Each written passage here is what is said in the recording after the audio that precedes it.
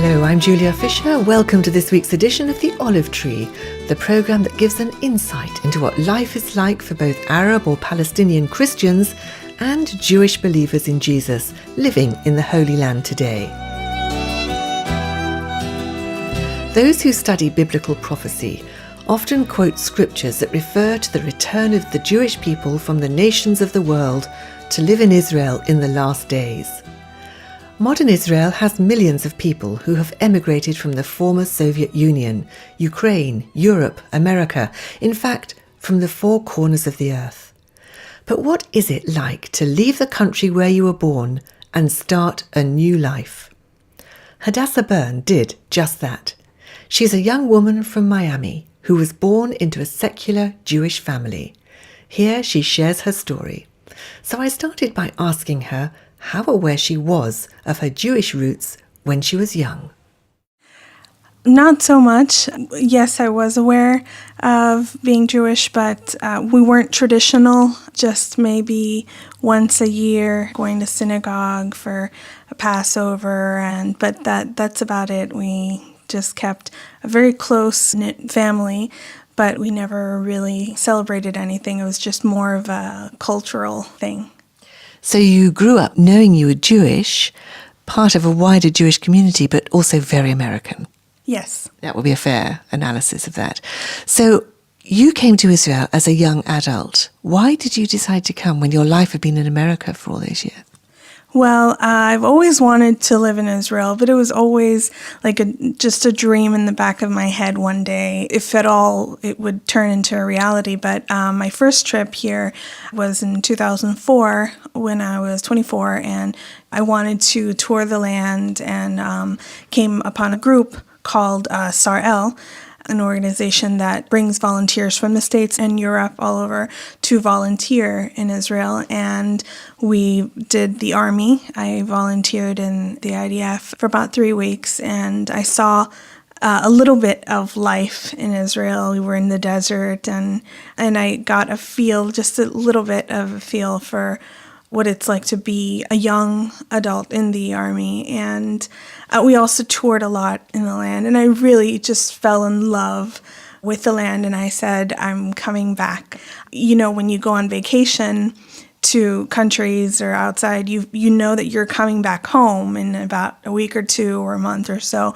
But that trip, I was like, I'm already home. So I was walking around the streets of Jerusalem, Tel Aviv, or wherever we were at, and I didn't imagine myself going back home. I said in my mind and in my heart, I was just like, I'm home. I didn't think to return. So 4 years later, the opportunity just presented itself to go to Israel, and I thought, okay, I'm gonna do it. It's such a big step to take, to come from America, where you've got such a secure future, relatively, to a future here in Israel, where life is hard, it's tough, it's challenging. Yes, at first I was like living the dream, the Aliyah dream, to come up to the land, and I was in Tel Aviv, and Tel Aviv reminds me a lot of Miami. But I did miss, of course, my friends and my family. My mom came, so that was good. But I came to Netanya after I had some friends that used to live in Netanya and then moved to Miami. And so they said, oh, Netanya is beautiful. The beaches are gorgeous. And I did. And I went and I saw and really, really nice. And Netanya is beautiful. But I started feeling homesick because Netanya is a lot smaller. And I just started feeling very homesick, even though I still felt like Israel is my home as a Jewish person, but at the same time, I wasn't raised here, I wasn't born here, I wasn't, coming back, and after all these years, and it has been difficult, the first year or two, I would say. What is it you found most difficult? Is it the culture? Is it Israeli society? What is it? I wouldn't say the culture. I love the culture, I love the language. For me, specifically Netanya, I guess the small community and the making new friends, it just takes a while. So for me, it hasn't been the culture or the language. Or maybe a bit of the culture. It depends on what scenario. I would say at work, when I first started working, I'm usually a very social person, but when I'm the new one, it takes me a while. And so I guess it is a bit of the culture when you're not accustomed to it. And also in my job, it's a small company, and so it just takes time to adjust. And it was like kind of being in four walls and not having much chance to explore beyond the four walls that I was, from work and home and things like that. So that's just the harsh reality setting in. I'm intrigued to know what sort of drew you like a magnet. You hear other people saying, I just have to go and live in Israel. I'm Jewish. I've got to be there. It's almost like a spiritual thing that drives them. Do you think that's fair? Yes, definitely. I think when I went to Jerusalem on my first trip in '04, being in the holy city and being in the Western Wall, praying there, and I felt like a calling, like literally God was calling me to come back to the land of my fathers. And it's something very spiritual and powerful that even though you're going through this withdrawal phase and moment that you're missing home and everything, you still have your roots grounded in the land. And I never thought seriously to go back.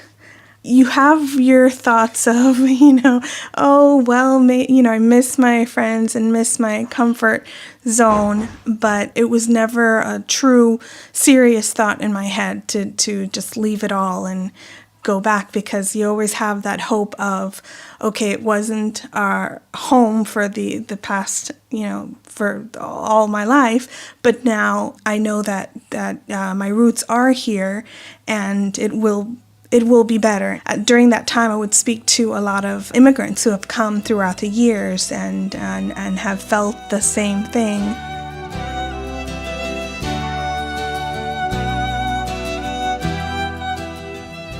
You feel drawn, you feel that this is something spiritual. The question we ask in this program is, what do you believe God is doing in Israel here at this time? You feel your future's here, you feel you have a destiny here. So can I ask you, Hadassa, to explain what you believe that destiny is? What is it you're becoming a part of? What's the bigger picture, in other words? Well, for one, I believe that Israel is the safest place for the Jewish people, and soon to be for all peoples.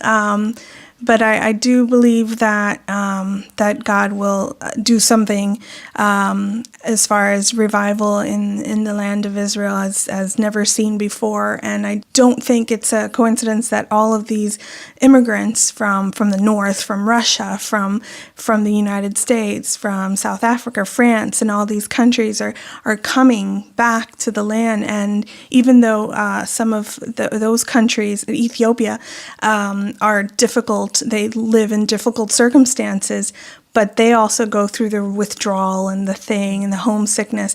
But I do believe that God will do something great, and Jerusalem and Israel is known as in the Bible as the country, city of praise, and I think that God will do something great as far as all the nations coming together, coming back to the land, and as a praise to Him, and we'll be united again. When you sit and talk to other young people like yourself who've come, as you say, from the nations, other Jewish people, and you sit and talk in this way, it must be quite unlike any other conversation. You have that sense of expectancy that something's going to happen. We've been drawn back for a reason. Yes, among those that do believe, yes, they really do have, the sense of we have that the sense of okay, we are. This is a sacrifice, but this is definitely, you feel in your spirit, they feel in their spirits that we've come home, we've come back for a purpose and a reason, and it's for those who don't believe, it's harder. For instance, Israelis that are my age and say, why are you crazy? Why are you? We want to go to where you come from. But definitely for those who believe, it's something powerful.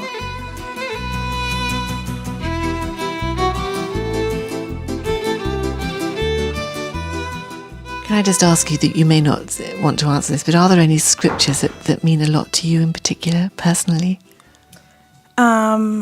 Yes, there is one, and I don't remember where it is, but it's speaking about how when we return to Zion, we will be like those who dream, and that has been something very real in my life, because every time I go to Jerusalem, when life gets busy and being still in the Holy Land, but having to work and having to just go on daily life, you kind of just sometimes lose the sense, lose that.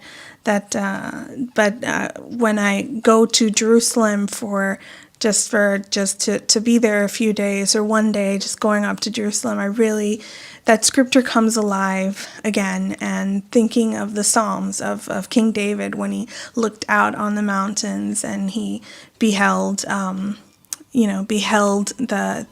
glory of God and beheld the beauty in the land, and that to me is really, really amazing.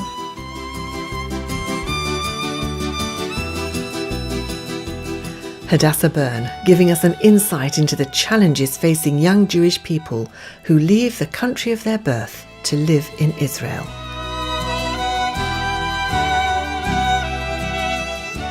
And you're listening to The Olive Tree with me, Julia Fisher. And the Olive Tree Reconciliation Fund is a Christian charity based in the UK that supports the needs of both Jewish believers and Arab Christians living in Israel and the wider Middle East. If you would like to know more about our work and receive our free bi-monthly newsletter, please either visit our website, olivetreefund.org, or write to me, Julia Fisher, at the Olive Tree Reconciliation Fund, PO Box 850, Horsham, RH12 9GA in the UK. Do join me at the same time next week for another story from the Olive Tree. Until then, goodbye.